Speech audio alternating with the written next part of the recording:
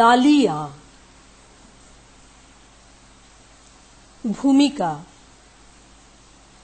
পরাজিত শাহ সুজা ঔরঙ্গজেবের ভয়ে পলায়ন করিয়া আরাকান রাজের আতিথ্য গ্রহণ করেন। সঙ্গে ৩ সুন্দরী কন্যা ছিল। আরাকান রাজের ইচ্ছা হয় রাজপুত্রদের সহিত তাহাদের বিবাহ দেন।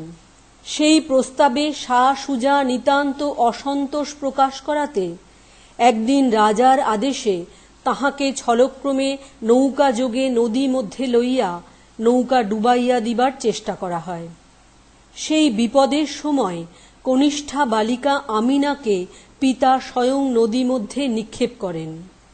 জ্যেষ্ঠা কন্যা আত্মহত্যা করিয়া মরে এবং সুজার একটি বিশ্বাসী কর্মচারী রহমত আলী জুলিখাকে লইয়া সাঁতার দিয়া পালায় এবং সুজা যুদ্ধ করিতে করিতে মরেন। আমিনা খরস্রোতে প্রবাহিত হইয়া দৈবক্রমে অনতি বিলম্বে এক ধীবরের জালে উদ্ধৃত হয় এবং তাহারই গৃহে পালিত হইয়া বড় হইয়া উঠে। ইতিমধ্যে বৃদ্ধ রাজার মৃত্যু হইয়াছে এবং যুবরাজ রাজ্যে অভিষিক্ত হইয়াছেন।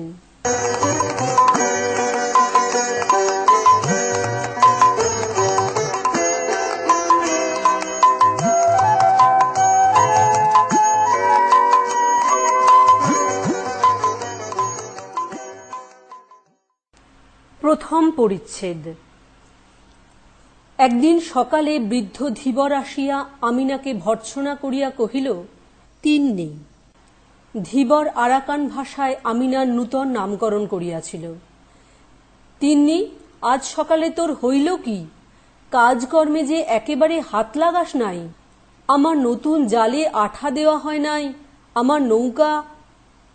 আমিনা ধীবরের কাছে আসিয়া আদর করিয়া কহিল, বুড়া, আজ আমার দিদি আসিয়াছেন, তাই আজ ছুটি। তোর আবার দিদি কে রে তিন্নি? জুলিখা কোথা হইতে বাহির হইয়া আসিয়া কহিল, আমি। বৃদ্ধ অবাক হইয়া গেল। তারপর জুলিখার অনেক কাছে আসিয়া ভালো করিয়া তাহার মুখ নিরীক্ষণ করিয়া দেখিল। খপ করিয়া জিজ্ঞাসা করিল, তুই কাজকাম কিছু জানিস?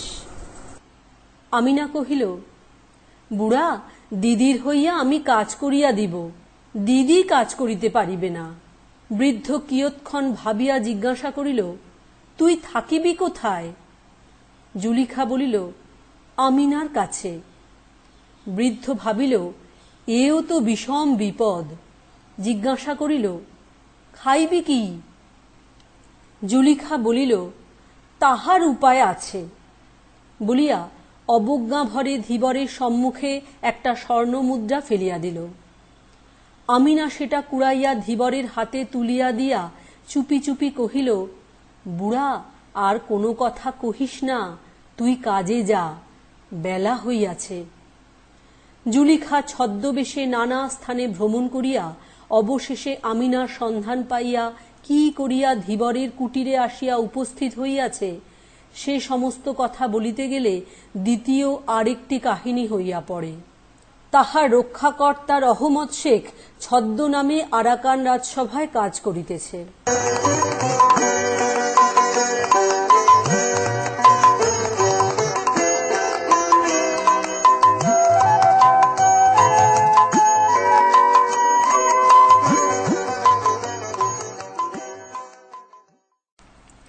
দ্বিতীয় পরিচ্ছেদ।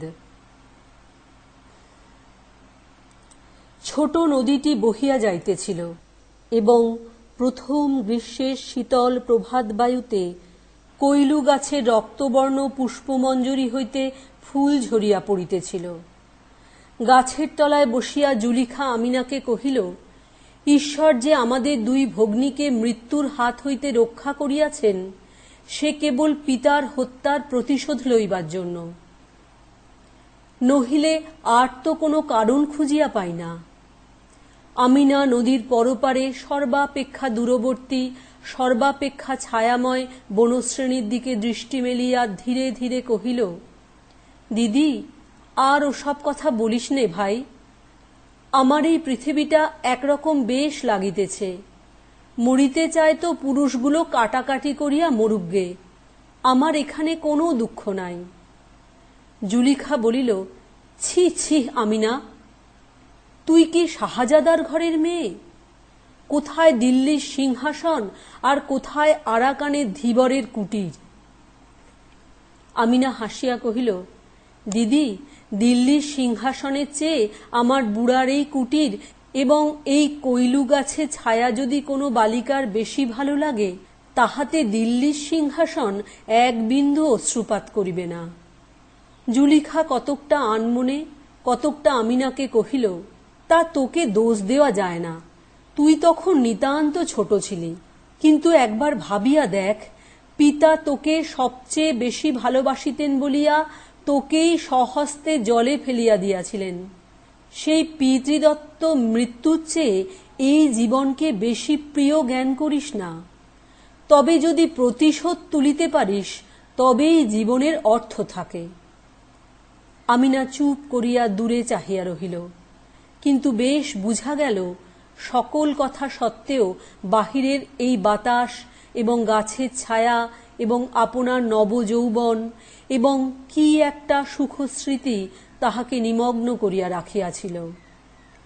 কিছুক্ষণ পরে একটা দীর্ঘ নিঃশ্বাস ফেলিয়া কহিল, দিদি, তুমি একটু অপেক্ষা করো ভাই, আমার ঘরের কাজ বাকি আছে, আমি না রাঁধিয়া দিলে বুড়া খাইতে পাইবে না।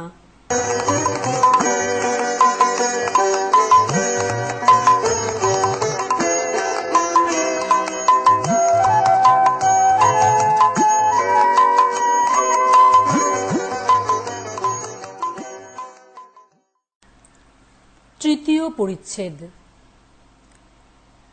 জুলিখা আমিনার অবস্থা চিন্তা করিয়া ভারী বিমর্ষ হইয়া চুপ করিয়া বসিয়া রহিল।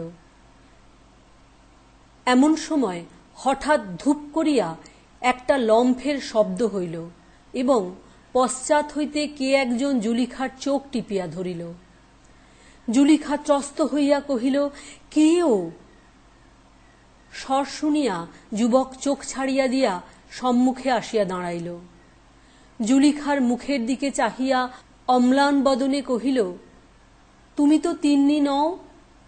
যেন জুলিখা বরাবর আপনাকে তিন্নি বলিয়া চালাইবার চেষ্টা করিতেছিল।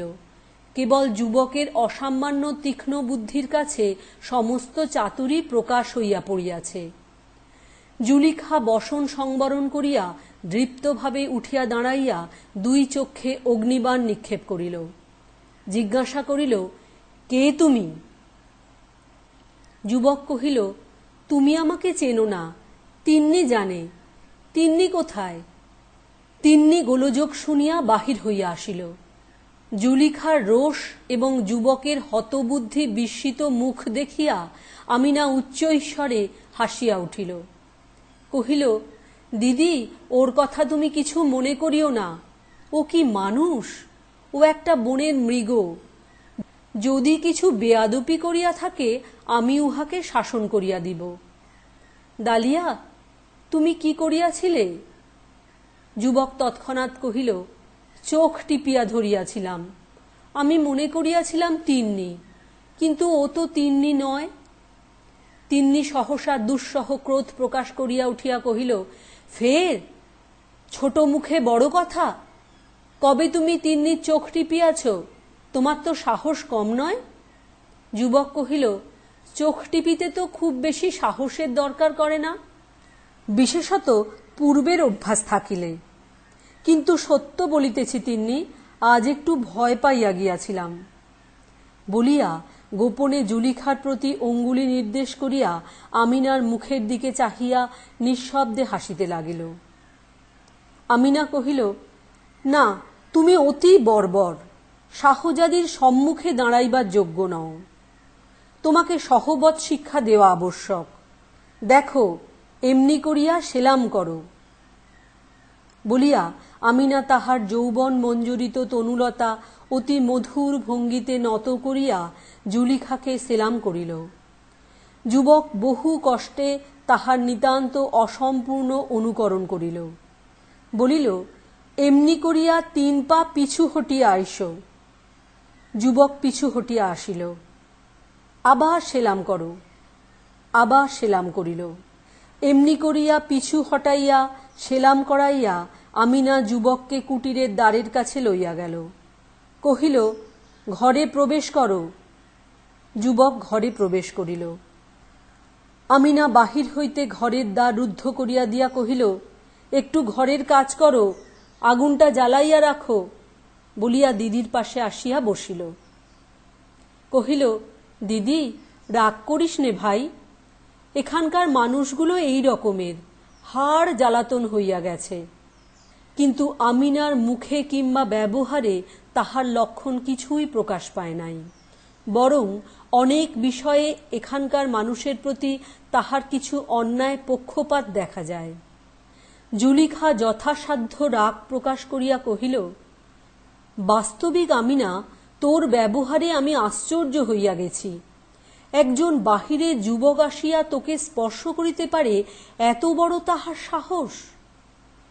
আমিনা দিদির সহিত যোগ দিয়া কহিল, দেখ দেখি বোন, যদি কোনো বাদশাহ কিংবা নবাবের ছেলে এমন ব্যবহার করিত, তবে তাহাকে অপমান করিয়া দূর করিয়া দিতাম। জুলিখার ভিতরের হাসি আর বাধা মানিল না। হাসিয়া উঠিয়া কহিল, সত্য করিয়া বল দেখি আমিনা, তুই যে বলিতেছিলি পৃথিবীটা তোর বড় ভালো লাগিতেছে, সে কি ওই বর্বর যুবকটার জন্য?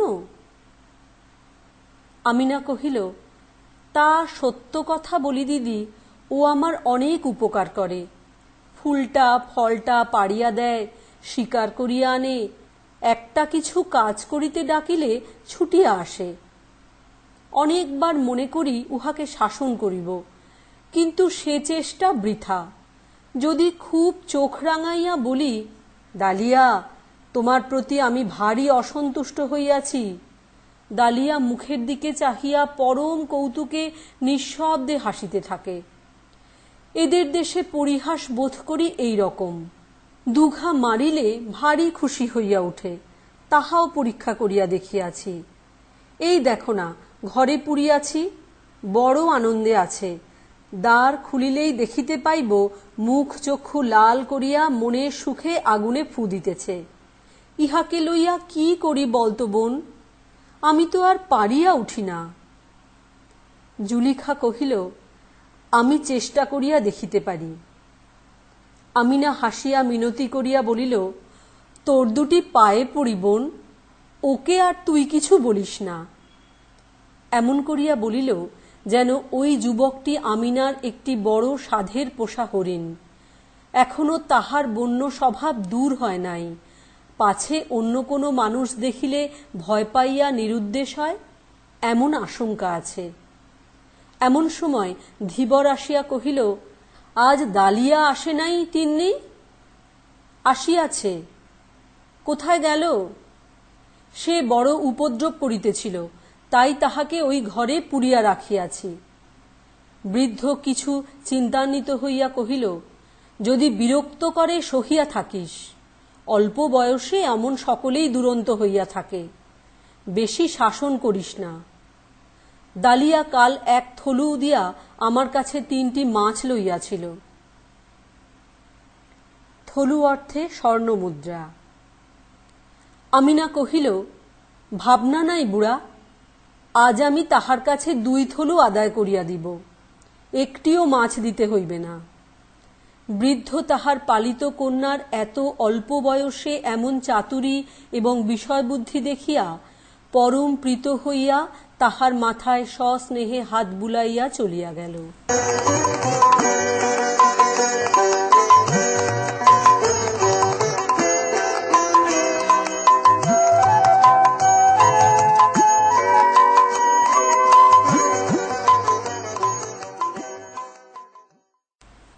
চতুর্থ পরিচ্ছেদ।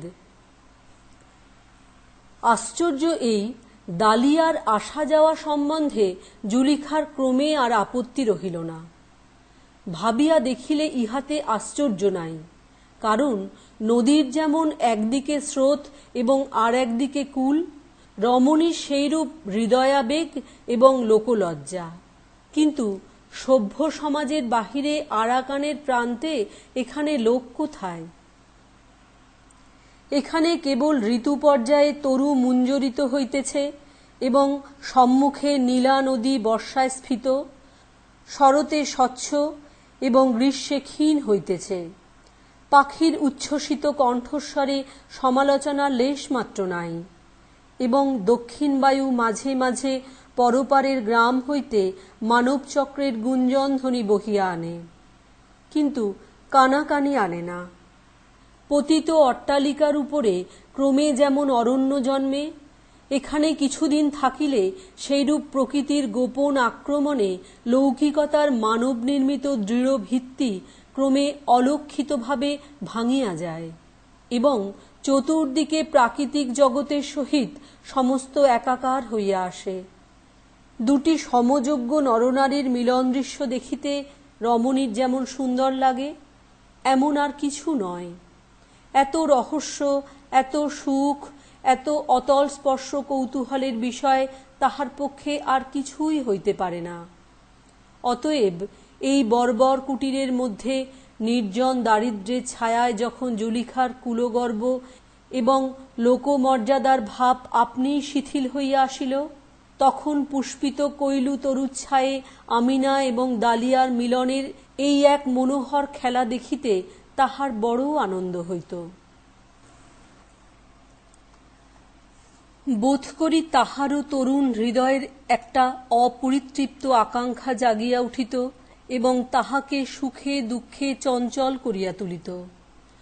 অবশেষে এমন হইল, কোনোদিন যুবকের আসিতে বিলম্ব হইলে আমিনা যেমন উৎকণ্ঠিত হইয়া থাকিত, জুলিখাও তেমনি আগ্রহের সহিত প্রতীক্ষা করিত, এবং উভয়ে একত্র হইলে চিত্রকর নিজের সদ্য সমাপ্ত ছবি ঈষৎ দূর হইতে যেমন করিয়া দেখে, তেমনি করিয়া সস্নেহে সহাস্যে নিরীক্ষণ করিয়া দেখিত। কোনো কোনো দিন মৌখিক ঝগড়াও করিত, ছল করিয়া ভর্ৎসনা করিত, আমিনাকে গৃহে রুদ্ধ করিয়া যুবকের মিলনাবেগ প্রতিহত করিত। সম্রাট এবং আরণ্যের মধ্যে একটা সাদৃশ্য আছে। উভয়ে স্বাধীন, উভয়েই স্বরাজ্যের একাধিপতি, উভয়ই কাহারও নিয়ম মানিয়া চলিতে হয় না, উভয়কেই কাহারও নিয়ম মানিয়া চলিতে হয় না। উভয়ের মধ্যেই প্রকৃতির একটা স্বাভাবিক বৃহত্ব এবং সরলতা আছে। যাহারা মাঝারি, যাহারা দিনরাত্রি লোকশাস্ত্রের অক্ষর মিলাইয়া জীবনযাপন করে, তাহারাই কিছু স্বতন্ত্র গোছের হয়। তাহারাই বড়োর কাছে দাস, ছোটোর কাছে প্রভু এবং অস্থানে নিতান্ত কিংকর্তব্য বিমূঢ় হইয়া দাঁড়ায়। বর্বর দালিয়া প্রকৃতি সাম্রাজ্ঞীর উচ্ছৃঙ্খল ছেলে। শাহজাদির কাছে কোনো সংকোচ ছিল না এবং শাহজাদিরাও তাহাকে সমকক্ষ লোক বলিয়া চিনিতে পারিত। সহাস্য, সরল, কৌতুকপ্রিয়, সকল অবস্থাতেই নির্ভীক, অসংকুচিত তাহার চরিত্রে দারিদ্র্যের কোনো লক্ষণই ছিল না। কিন্তু এই সকল খেলার মধ্যে এক একবার জুলিখার হৃদয়টা হায় হায় করিয়া উঠিত, ভাবিত, সম্রাটপুত্রীর জীবনের এই কি পরিণাম। একদিন প্রাতে দালিয়া আসিবা মাত্র জুলিখা তাহার হাত চাপিয়া কহিল, দালিয়া, এখানকার রাজাকে দেখাইয়া দিতে পারো? পারি। কেন বলো দেখি?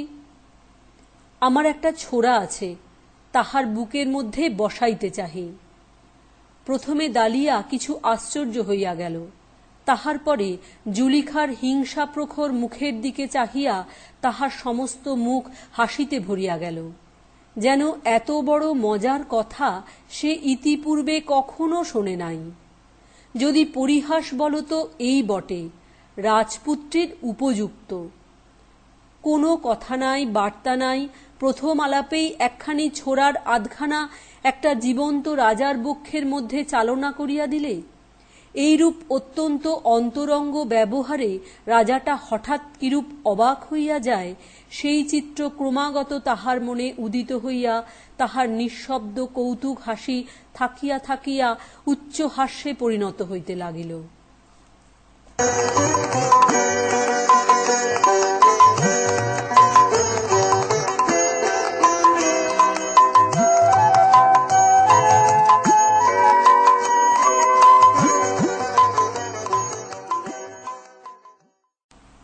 পঞ্চম পরিচ্ছেদ। তাহার পরদিনই রহমত শেখ জুলিখাকে গোপনে পত্র লিখিল যে আরাকানের নূতন রাজা ধীবরের কুটিরে দুই ভগ্নীর সন্ধান পাইয়াছেন এবং গোপনে আমিনাকে দেখিয়া অত্যন্ত মুগ্ধ হইয়াছেন। তাহাকে বিবাহার্থে অবিলম্বে প্রাসাদে আনিবার আয়োজন করিতেছেন। প্রতিহিংসার এমন সুন্দর অবসর আর পাওয়া যাইবে না। তখন জুলিখা দৃঢ়ভাবে আমিনার হাত ধরিয়া কহিল, ঈশ্বরের ইচ্ছা স্পষ্টই দেখা যাইতেছে। আমিনা, এইবার তোর জীবনের কর্তব্য পালন করিবার সময় আসিয়াছে। এখন আর খেলা ভালো দেখায় না। দালিয়া উপস্থিত ছিল। আমিনা তাহার মুখের দিকে চাহিল, দেখিল সে সকৌতুকে হাসিতেছে। আমিনা তাহার হাসি দেখিয়া মর্মাহত হইয়া কহিল, জানো দালিয়া, আমি রাজবধূ হইতে যাইতেছি। দালিয়া বলিল, সে তো বেশিক্ষণের জন্য নয়। আমিনা পীড়িত বিস্মিত চিত্তে মনে মনে ভাবিল, বাস্তবিকই এ বনের মৃগ, এর সঙ্গে মানুষের মতো ব্যবহার করা আমারই পাগলামি। আমিনা দালিয়াকে আরেকটু সচেতন করিয়া তুলিবার জন্য কহিল, রাজাকে মারিয়া আর কি আমি ফিরিব? দালিয়া কথাটা সঙ্গত জ্ঞান করিয়া কহিল, ফেরা কঠিন বটে। আমিনার সমস্ত অন্তরাত্মা একেবারে ম্লান হইয়া গেল। জুলিখার দিকে ফিরিয়া নিঃশ্বাস ফেলিয়া কহিল, দিদি, আমি প্রস্তুত আছি। এবং দালিয়ার দিকে ফিরিয়া বিদ্ধ অন্তরে পরিহাসের ভান করিয়া কহিল, রানী হইয়াই আমি প্রথমে তোমাকে রাজার বিরুদ্ধে ষড়যন্ত্রে যোগ দেওয়া অপরাধে শাস্তি দিব, তারপরে আর যাহা করিতে হয় করিব। শুনিয়া দালিয়া বিশেষ কৌতুক বোধ করিল, যেন প্রস্তাবটা কার্যে পরিণত হইলে তাহার মধ্যে অনেকটা আমোদের বিষয় আছে। ষষ্ঠ পরিচ্ছেদ। অশ্বারোহী, পদাতিক, নিশান, হস্তি, বাদ্য এবং আলোকে ধীবরের ঘর দুয়ার ভাঙিয়া পরিবার্য হইল। রাজপ্রাসাদ হইতে স্বর্ণমণ্ডিত দুই শিবিকা আসিয়াছে। আমিনা জুলিখার হাত হইতে ছুরিখানি লইল। তাহার হস্তিদন্ত নির্মিত কারুকার্য অনেকক্ষণ ধরিয়া দেখিল। তাহার পর বসন উদ্ঘাটন করিয়া নিজের বক্ষের উপর একবার ধার পরীক্ষা করিয়া দেখিল। জীবন মুকুলের বৃন্তের কাছে ছুরিটি একবার স্পর্শ করিল, আবার সেটি খাপের মধ্যে পুরিয়া বসনের মধ্যে লুকাইয়া রাখিল। একান্ত ইচ্ছা ছিল এই মরণযাত্রার পূর্বে একবার দালিয়ার সহিত দেখা হয়, কিন্তু কাল হইতে সে নিরুদ্দেশ। দালিয়া সেই যে হাসিতেছিল, তাহার ভিতরে কি অভিমানের জ্বালা প্রচ্ছন্ন ছিল। শিবিকায় উঠিবার পূর্বে আমিনা তাহার বাল্যকালের আশ্রয়টি অশ্রু জলের ভিতর হইতে একবার দেখিল। তাহার সেই ঘরের গাছ, তাহার সেই ঘরের নদী। ধীবরের হাত ধরিয়া বাষ্পরুদ্ধ কম্পিত স্বরে কহিল, বুড়া, তবে চলিলাম। তিন্নি গেলে তোর ঘরকন্যা কে দেখিবে? বুড়া একেবারে বালকের মতো কাঁদিয়া উঠিল। আমিনা কহিল, বুড়া, যদি দালিয়া আর এখানে আসে, তাহাকে এই আংটি দিও, বলিও তিন্নি যাইবার সময় দিয়া গেছে। এই বলিয়াই দ্রুত শিবিকায় উঠিয়া পড়িল। মহা সমারোহে শিবিকা চলিয়া গেল। আমিনার কুটির, নদীতীর, কৈলু তরুতল অন্ধকার নিস্তব্ধ জনশূন্য হইয়া গেল। যথাকালে শিবিকাদয় তরুণদ্বার অতিক্রম করিয়া অন্তঃপুরে প্রবেশ করিল। দুই ভগ্নী শিবিকা ত্যাগ করিয়া বাহিরে আসিল। আমিনার মুখে হাসি নাই, চোখেও অশ্রুচিহ্ন নাই। জুলিখার মুখ বিবর্ণ। কর্তব্য যখন দূরে ছিল, ততক্ষণ তাহার উৎসাহের তীব্রতা ছিল। এখন সে কম্পিত হৃদয়ে ব্যাকুল স্নেহে আমিনাকে আলিঙ্গন করিয়া ধরিল। মনে মনে কহিল, নবপ্রেমের বৃন্ত হইতে ছিন্ন করিয়া এই ফুটন্ত ফুলটিকে কোন রক্তস্রোতে ভাসাইতে যাইতেছি। কিন্তু তখন আর ভাবিবার সময় নাই। পরিচারিকাদের দ্বারা নীত হইয়া শত সহস্র প্রদীপের অনিমেষ তীব্র দৃষ্টির মধ্য দিয়া দুই ভগিনী স্বপ্নাহতের মতো চলিতে লাগিল। অবশেষে বাসর ঘরের দ্বারের কাছে মুহূর্তের জন্য থামিয়া আমিনা জুলিখাকে কহিল, দিদি। জুলিখা আমিনাকে গাঢ় আলিঙ্গনে বাঁধিয়া চুম্বন করিল। উভয় ধীরে ধীরে ঘরে প্রবেশ করিল। রাজবেশ পরিয়া ঘরের মাঝখানে মচলন্দ শয্যার উপর রাজা বসিয়া আছেন। আমিনা সসংকোচে দ্বারের অনতি দূরে দাঁড়াইয়া রহিল। জুলিখা অগ্রসর হইয়া রাজার নিকটবর্তী হইয়া দেখিল, রাজা নিঃশব্দে সকৌতুকে হাসিতেছেন। জুলিখা বলিয়া উঠিল, দালিয়া। আমিনা মূর্ছিত হইয়া পড়িল। দালিয়া উঠিয়া তাহাকে আহত পাখিটির মতো কোলে করিয়া তুলিয়া শয্যায় লইয়া গেল। আমিনা সচেতন হইয়া বুকের মধ্য হইতে ছুরিটি বাহির করিয়া দিদির মুখের দিকে চাহিল। দিদি দালিয়ার মুখের দিকে চাহিল। দালিয়া চুপ করিয়া হাস্য মুখে উভয়ের প্রতি চাহিয়া রহিল। ছুরিও তাহার খাপের মধ্য হইতে একটুখানি মুখ বাহির করিয়া এই রঙ্গ দেখিয়া ঝিকমিক করিয়া হাসিতে লাগিল। মাঘ 1298।